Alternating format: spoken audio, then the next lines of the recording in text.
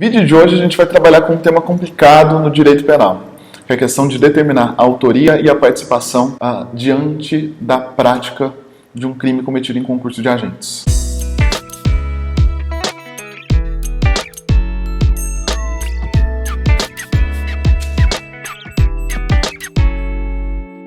Galera, falar em autoria, falar em participação é trabalhar com uma série de teorias diferentes. O grande problema é que, por muito tempo, falar em autoria e participação no direito penal, infelizmente ou felizmente, é cair numa seara com uma série de teorias diferentes que tentarão explicar como se dá esse fenômeno da autoria ou da coautoria, como se dá esse fenômeno da participação.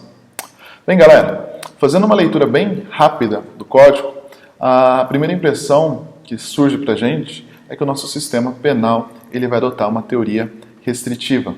Ou seja, ele vai trabalhar como se autor fosse tão somente aqueles agentes que efetivamente praticam o verbo núcleo do tipo, a conduta, o comportamento descrito no tipo penal. Ou seja, aquele sujeito, aquele agente que pratica o verbo núcleo do tipo é considerado autor do crime, e os demais que não praticam, que não se comportam conforme o verbo núcleo do tipo, mas que, entretanto, colaboram para a realização do resultado, seriam considerados partícipes. Seria uma solução extremamente simplista se a gente trabalhasse, no entanto, dessa forma. Pensa o seguinte, pensa no sujeito que vai lá e contrata um assassino de aluguel, que manda, que dá ordem para o sujeito cometer um crime de homicídio. Olha que situação absurda que nós nos colocaríamos. O sujeito que executa o crime, o sujeito que pega a arma, aponta a arma para a cabeça do agente e mata a nossa vítima, ele seria considerado autor.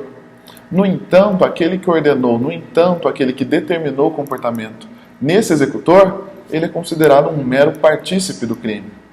Mas galera, o sujeito aquele que realmente tem interesse, aquele que realmente tinha intenção, tinha a vontade do resultado, é aquele que deu a ordem, é aquele que ordenou a execução. Vendo? A gente teria um problema sério de culpabilidade, mas como assim? Então quer dizer que o agente que ordena, o agente que comanda, ele é considerado um mero partícipe, enquanto aquele que às vezes executa é considerado, e o único que pode ser considerado autor? Bem, pensando nisso, a doutrina ela desenvolveu uma série de teorias diferentes. Uma das teorias que hoje em dia mais se destaca é a teoria que a gente conhece por teoria do domínio do fato. Não vou mentir para vocês, é uma teoria altamente complexa, mas que serve para explicar e serve para solucionar uma série de situações diferentes que se colocam como problemáticas quando o assunto é determinar a autoria. Bem, uma dica para a gente conseguir memorizar, uma dica para a gente conseguir compreender o que é a teoria do domínio do fato, é precisamente pegar esse termo, domínio do fato. Em termos bem simplistas, autor será todo aquele que domina o fato crime, todo aquele que domina o fato da infração penal. E aí o que cumpre para a gente detalhar é em que situações um agente tem domínio do fato. Em que situações o agente ele pode ser responsabilizado a título de autoria na hipótese de um crime sendo cometido em concurso de agentes, ou diante dessa multiplicidade de agentes. Bem, vamos lá. Essencialmente, como é que a gente vai trabalhar com isso? Primeira hipótese é mais simples. Galera, quem pratica o verbo núcleo do tipo, quem executa o nosso crime, quem executa o verbo matar, quem executa o verbo subtrair, ele tem domínio do fato. Afinal de contas, ele tem controle do seu próprio comportamento. Ele tem o controle da sua própria conduta. Eu escolho pegar a coisa ou não. Eu decido disparar, alvejar a vítima ou não. Em outras palavras, eu tenho domínio do fato. A partir do momento em que eu quiser fazer cessar aquele fato, cessar aquela minha conduta e, consequentemente, o crime, eu posso. Ou seja, eu tenho esse poder de decisão. Eu tenho um domínio sobre todo esse desenvolvimento da atividade que culminará na ocorrência do crime. Perceberam? Só que não é só isso. Eu tenho outras situações que eu também consigo trabalhar nessa mesma hipótese, nessa mesma ideia. Você tem um domínio do fato. Talvez não um domínio tão imediato quanto aquele domínio exercido por quem executa o crime. Mas ainda assim, você tem um domínio do fato. O exemplo que eu trabalhei com vocês lá atrás, do mandante do crime, do mandante que contrata um executor para que esse executor execute, por exemplo, um crime de homicídio. Ele também tem o domínio do fato. Afinal de contas, foi ele que determinou a ocorrência daquela conduta por parte do executor. E da mesma forma, tem ele condições de fazer cessar essa conduta por parte do executor. A gente vai trabalhar com a ideia de que quem desempenha ou de quem exerce o domínio organizacional da atividade criminosa também responderá a título de autoria.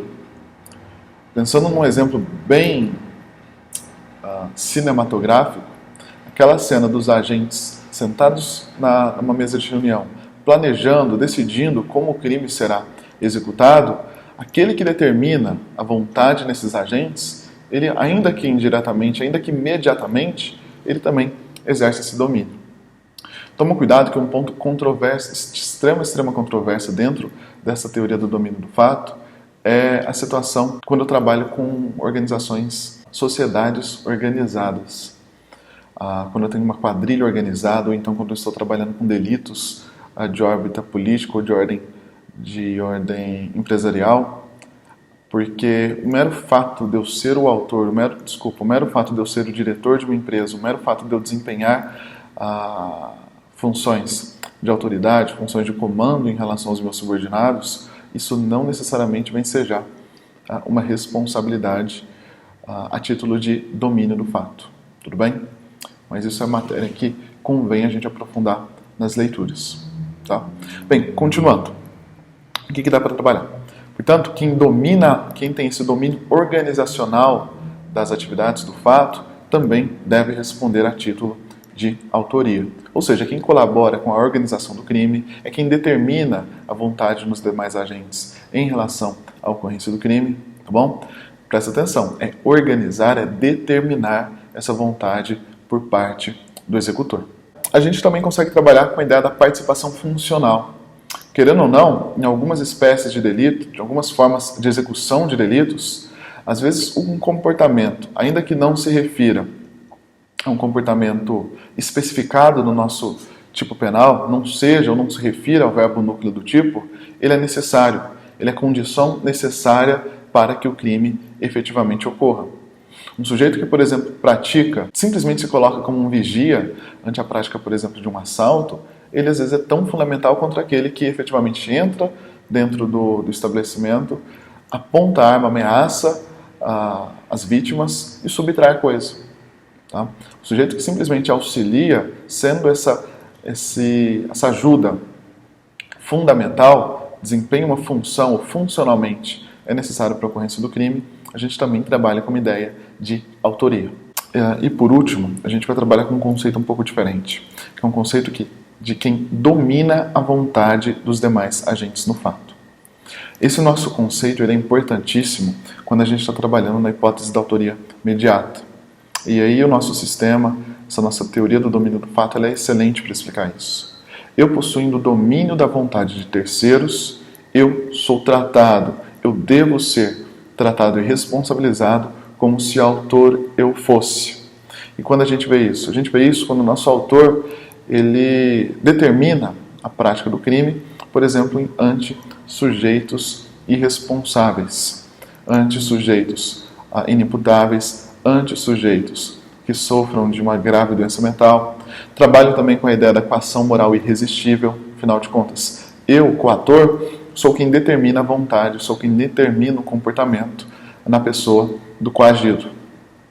E por fim, a gente também pode trabalhar com a ideia do erro de tipo excusável, principalmente quando a gente trabalha num terceiro que induz, ou no nosso autor aqui no caso, que induz o erro, o nosso agente executor ao erro.